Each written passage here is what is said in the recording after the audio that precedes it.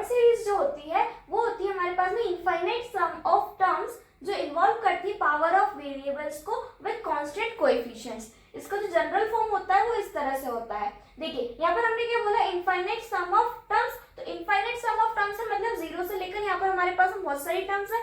ये हमारे पास में एक टर्म, ये हमारे पास में दूसरी टर्म है, हमारे पास में तीसरी टर्म है, सो ऑन। ठीक है, तो ये हो गया infinite sum of terms involving power of variables. Power of variables मतलब क्या होता है, देखो यहाँ पर x माइनस सी की पावर 1, x माइनस सी की पावर 2, x माइनस सी की पावर 3 एंड सो ऑन।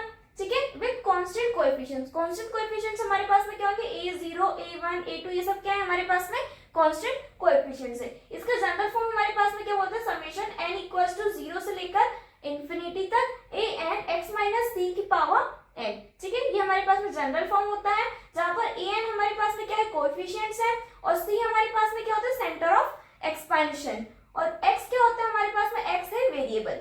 ठीक है, अगर यहाँ पर हमारे पास में जो c है, अगर उसकी वैल्यू मतलब सेंटर ऑफ एक्सपेंशन की वैल्यू अगर 0 होती है तो वो वाली जो सीरीज होती है वो होती है हमारे पास में मैक्लॉरिन सीरीज। और अगर हमारे पास में c की वैल्यू अगर 0 के बराबर में नहीं होती है तो वो होती है हमारे पास में टेलर सीरीज। दोनों सीरीज क्या होती है, इस पर मैंने डिटेल वीडियो बनाया है, उसका लिंक डिस्क्रिप्शन में, वहां से आप उसको देख सकते हैं। अब यहाँ पर हम बात करते हैं सेंटर ऑफ एक्सपेंशन। इसका क्या मतलब होता है, देखो सपोज ये हमारे पास में एक एक्स एक्सिस है, वहां पर हमने एक पॉइंट ले लिया x, यहाँ पर एक पॉइंट ले लिया हमने c। अगर हमको इन दोनों के बीच का डिस्टेंस फाइंड करना है तो वो हम कैसे करेंगे, x माइनस सी से फाइंड करेंगे।